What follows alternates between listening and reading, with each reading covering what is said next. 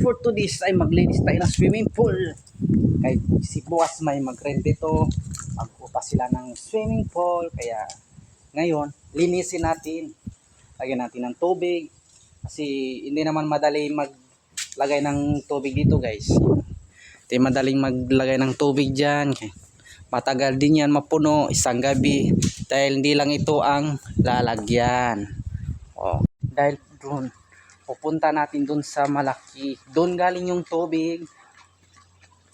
Dadaan dito sa ilalim dito. May tubo yan. Papunta doon sa malaki. Eto. So guys, kaya matagal siya mapuno guys. Dahil ito ang pang malaki. Malaki siya kaya matagal siya mapuno. Kaya lagyan ng tubig ay isang gabi guys. Yan. Ang laki niya guys. Paslay yan guys. Yun yung pinakadulo 6 feet na yun guys. Okay. Meron na tayong mga video yan guys. So, ayan. May mga kubo. Ayan. Yan mga kubo. Malawak yung space dito.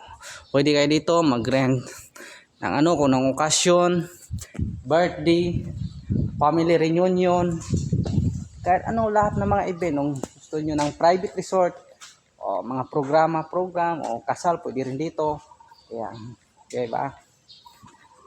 Maganda dito kasi hindi masyadong mainit, malimlim. Tingnan mo, maraming mga puno. Kaya walang init dito.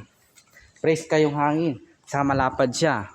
May volleyball, may basketball, pwede rin mag-volleyball. Yan guys. So, kahit ilan pa kayo, marami. Kasyang-kasya dito. Walang limit ang tao. Ang dami. Yan guys. Kaya gusto nyo mag-rent dito. Romji Farm Resort. Ang location nito ang location ng Romji Farm Resort, Purocono, Sahog, Barangay San Pedro, Lubao, Pampanga.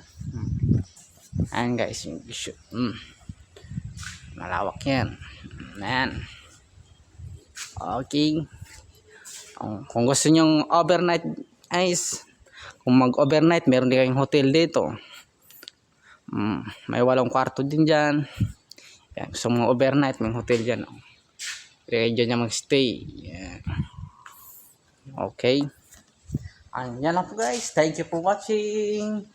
Ito na kayo. Summer ngayon sa Romji Resort. Cham!